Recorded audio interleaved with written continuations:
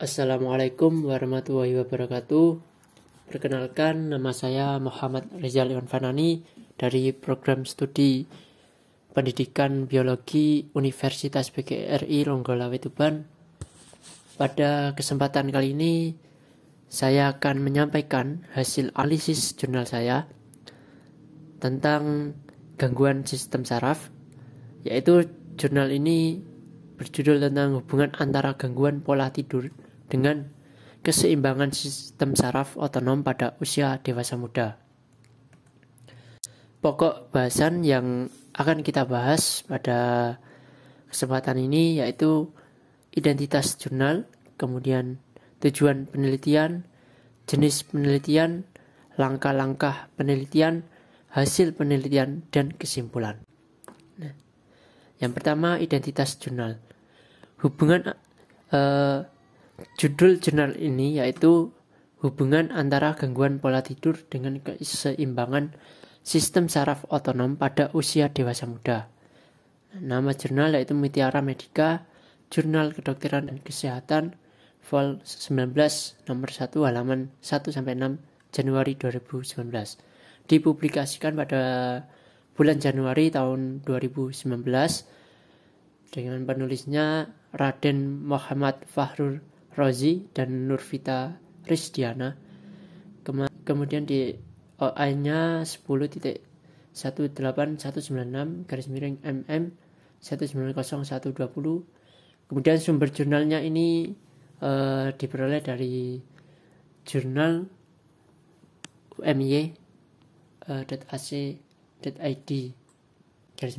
index.php/mm.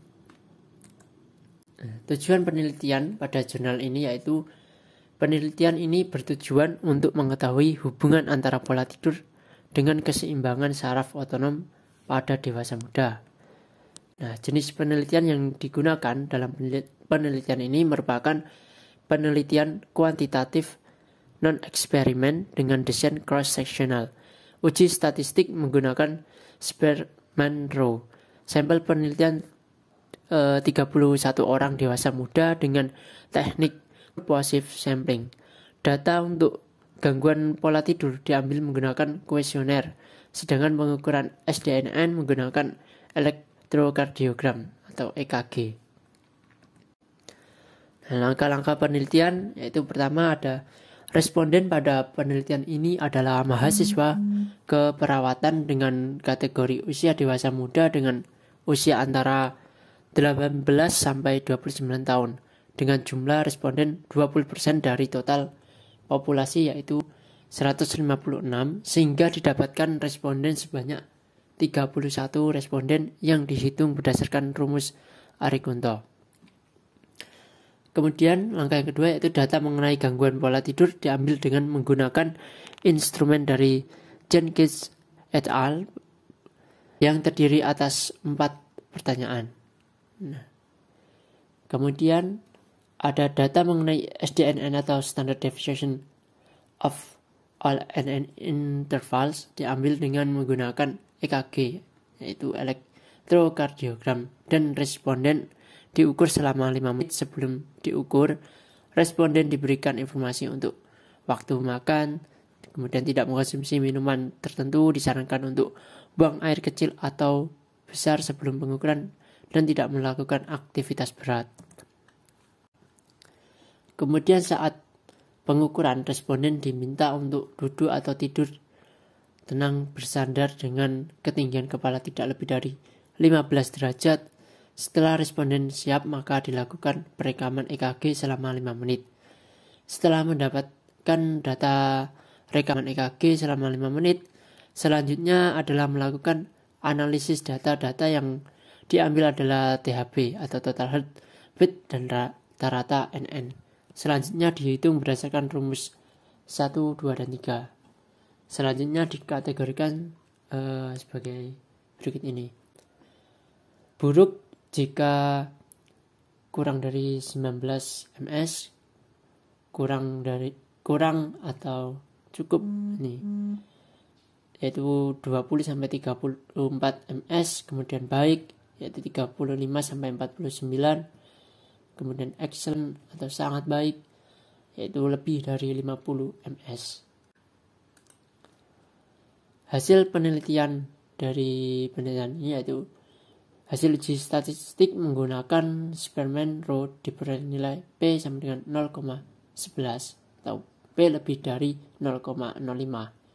Kemudian disimpulkan bahwa tidak ada hubungan antara gangguan pola tidur dengan keseimbangan saraf otonom. Nah, ini ada tabel, yaitu sebagian besar responden pada penelitian ini berjenis kelamin laki-laki, berjumlah 29 responden atau 93,3%, dan 2 responden lainnya berjenis kelamin perempuan sebesar 6,45%. Karakteristik responden berdasarkan hubungan antara pola tidur dengan sistem saraf otonom pada usia muda dapat dilihat pada tabel atau disajikan dalam tabel ini. Kemudian gangguan pola tidur responden dapat dilihat pada tabel 2, yaitu sebagian besar baik sebanyak 20 orang atau 64,5% dengan nilai rata-rata 86,25 kurang lebih 6,04, dan cukup sebanyak 2 orang yaitu 35,5% dengan nilai rata-rata 73,63, kemudian kurang lebih 2,3. Nah, disajikan dalam bentuk tabel. Kemudian pada tabel ketiga ini SDNN responden didominasi sangat tinggi sebanyak 27 orang, 87,1% dengan nilai rata 57,75, kurang lebih 4,57, sedangkan tinggi sebanyak 4 orang itu 9,7% dengan nilai rata 48,33, kurang lebih 1,15%.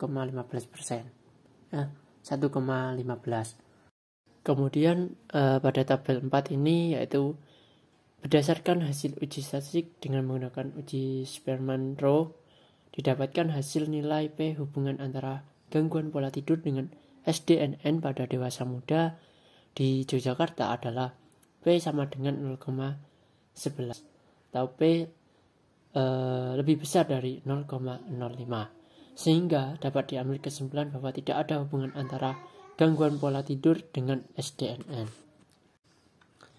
Nah, kesimpulannya dari hasil penelitian diketahui tidak ada hubungan antara gangguan pola tidur dengan keseimbangan sistem saraf pada usia dewasa muda. Sekian analisis jurnal yang dapat saya sampaikan pada kesempatan kali ini. Mohon maaf jika ada kesalahan. Wassalamualaikum warahmatullahi wabarakatuh.